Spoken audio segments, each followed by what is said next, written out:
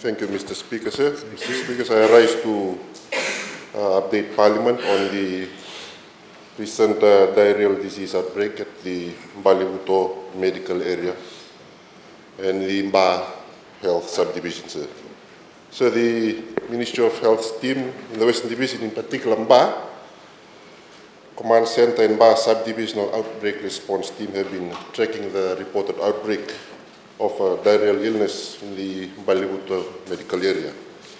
So from the 4th to the 8th of September, there have been 31 cases reported, with another 30 reported in the previous week. The cases are from the communities, as mentioned by the Honourable Leader of the Opposition, with signs and symptoms of fever, abdominal pain, diarrhea, joint pains and body pains.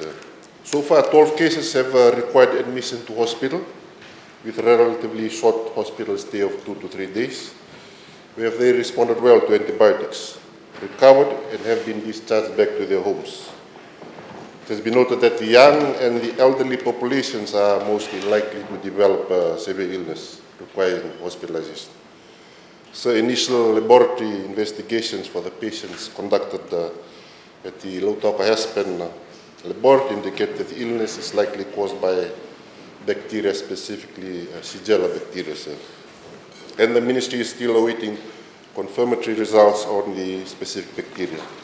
On what the government and the ministry and the involved ministry are doing, sir, we've carried out environmental and water source investigations, which include inspectors collecting water samples, which have been sent to CDC laboratory in Suva for the testing.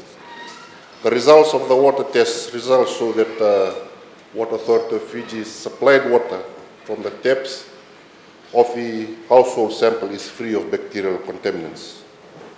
Current findings indicate that the WAF water supply is not the cause of the increase in diarrheal disease. So the ministry is still awaiting chemical analysis conducted at the Ministry of Agriculture's Cornevia lab for water samples collected by WAF teams. Our Mba Subdivisional Outbreak Response Team are continuing with distribution of wash kits, purification tablets, and conducting public health awareness. And the Commissioner Western Office are also working with the Water Authority of Fiji in the flushing and the refilling of tanks.